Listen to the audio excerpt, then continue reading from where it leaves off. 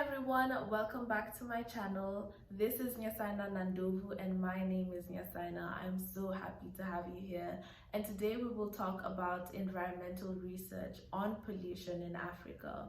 So what is pollution? Pollution is the introduction of substances into the environment that causes adverse changes in the environment and the living entities around it. Human-induced pollution comes from copious sources such as air pollution, water pollution, noise pollution, and radioactive pollution. All of these pollutants have the ability to negatively impact the environment, to negatively impact people's lives, and negatively impact the life of all of the plants and animals that are surrounding the specific environment.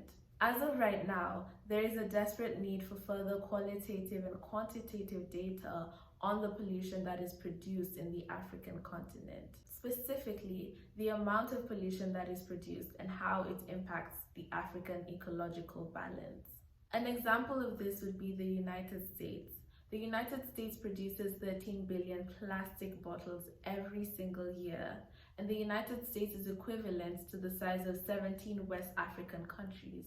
Yet, there is no specific qualitative or quantitative data on the amount of pollutants that any of these countries have.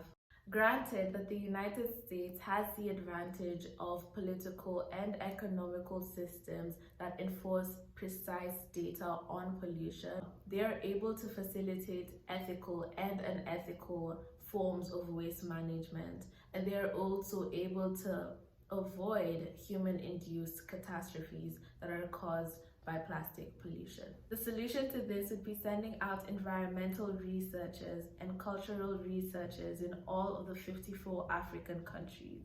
It can be done through voluntary projects, sponsored work, or even independent studies. The whole idea is to get a massive amount of people from different parts of the continent to come together and compile their information online, preferably. And there's this Kiswahili proverb that goes, umoja ni nguvu, utengano ni udhaifu, which means that there is strength in numbers and weakness in separation.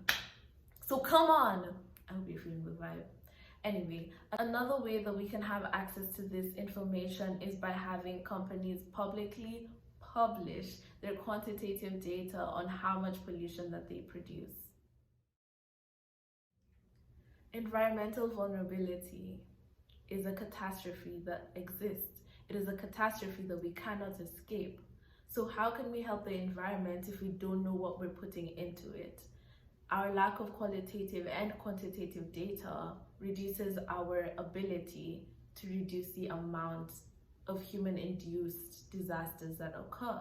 Once we have our research, then and only then can we develop environmental strategies that are specific to the locals' livelihoods and specific to the environmental issues that occur in those locations. This will make us more effective at improving the quality of life and making a more informed economic and environmental decisions.